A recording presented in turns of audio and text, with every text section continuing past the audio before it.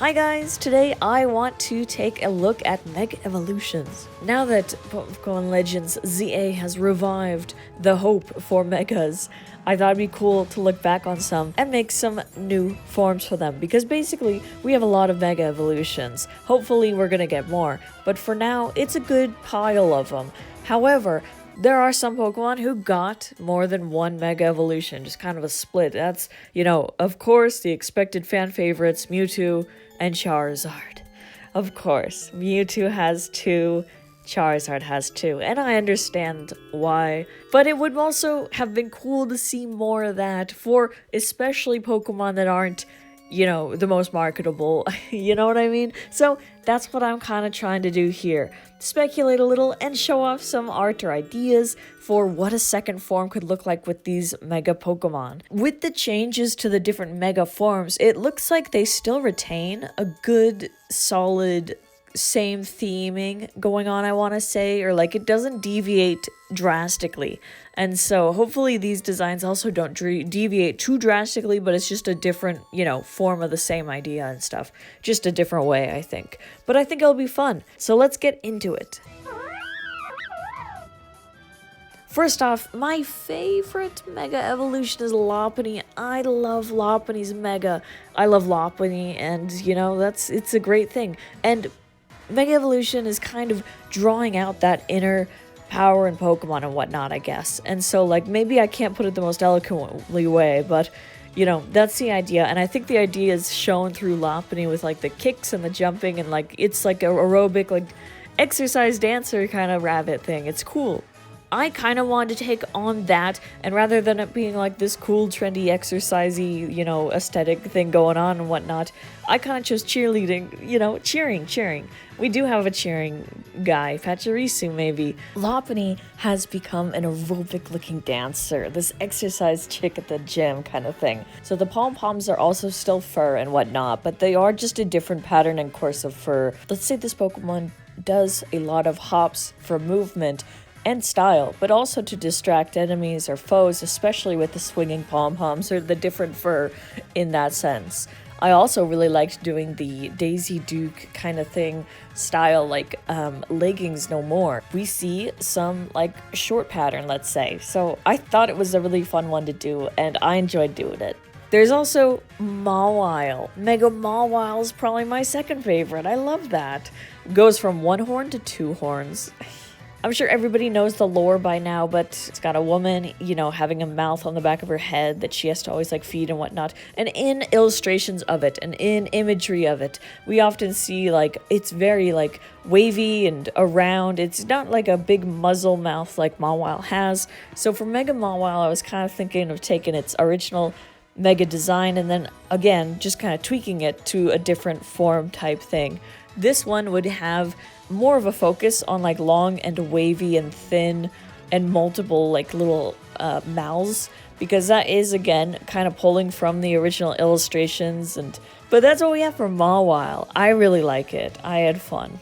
Now, Mega Slowbro is an interesting one. It's also a funny one that I love. The Dex lays it out like this. All the energy from Mega Evolution poured into the shoulder in its tail, leaving Slowbro to be swallowed whole. Mega Slowbro is interesting because it has its accented tail. The tail, of course, being Shelder, not the typical Shelder you're used to seeing, though. This Shelder is very different, and, everybody kind of knows it by now, but Mega Slowbro takes that Shelder shell and really expands it to where it's engulfing it. And in my recreation of it, my alternate form kind of thing would be flipping it over on its head. I think it'd be a cool alternate thing, would just be the opposite direction. But this one, Slowbro, is still engulfed in it. Slowpoke or Slowbro, it's still in it. And also still kind of fatigued thanks to this Shelder. And the Shelder shell is looking way more menacing and more alive than the previous iterations of it, I want to say. Kind of going back to the face it had, where you can see it on Slowbro, the original, but then with the Mega, it's more just big armor. But here, I will hopefully want to say armor, as well as emphasizing who's in control here. That's kind of what I was getting at with this one, and I think it's alright. I think it's kind of funny. There's also Mega Banette that I really enjoy, and I always really liked Banette because of its story being one of a cursed doll, let's say, holding grudge after grudge. This thing is embodying grudge and whatnot. And in its Mega Evolution, it really shows a loss of control, with the zippers being completely unzipped, and there's like almost so much power and negative energy that could just be seen flowing out of it, emphasized. And it really is kind of a doll thing. And when I was drawing this, I really wanted to go back to the doll idea.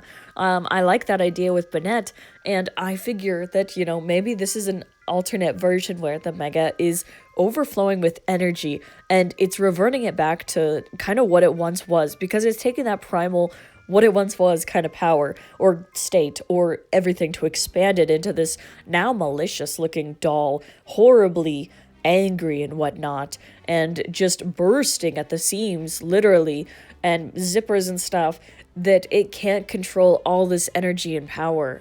In this one, it's definitely more doll-like, but I really like the idea because I really have always liked the idea for Banette, this doll creature thing. And I think in the Mega, we can revert to that again, to that raw power, and it could be unique. Now, Ampharos is a great one, because not only did this Mega surprise a lot of people, I think it's a really great one. I really like it. Mega Ampharos awakens the dragon power within it. And this dormant dragon inside of it, I wanted to show in a different way and also tie in some mythology and that sheep motif again. Because after all, most people still associate Ampharos with sheep and whatnot, and I thought it'd be kind of cool to do somewhat of a blend. So this is obviously taken from also the mythology of, like, I believe it called like faun or satyr. I might be mispronouncing, I don't, but I'll have to double check. But you know the thing, where it's like half man, half goat. The horns and stuff I also took from in Mega Ampharos. It does have some funky little weird ears kind of thing. And here I wanted to kind of layer and spiral these things to make it look more like horns that a dragon might have, or a sheep as well, a goat, because I think the horns are important. But other than that, it's got this like whippy tail that is also kind of like a bolt of light at the end, let's say, but it's very like thin and wispy, more so again that you might associate with even like a demon or something, like demonic, you know, goat stuff. Is we've heard that before as well. So it's an interesting design take, I want to say, but it was really fun to do, and I like seeing Ampharos more like it, so I enjoyed it. The Mega Evolution is already very simple but effective, and it's really nice. And this one is just another case of hopefully that. But yeah, it was fun to do. So there you have it. That's my short list so far. I kind of want to do all of them, but it might take time. So if you're interested in this content or it does well or something, I'll probably continue, but I would love to also know your thoughts as well, your ideas even. I love hearing about it. And if you ever draw something, post that in our little tiny Discord, and then I can see it, and I would be happy to. I love seeing that stuff. So yeah, but above all, thank you so much for watching.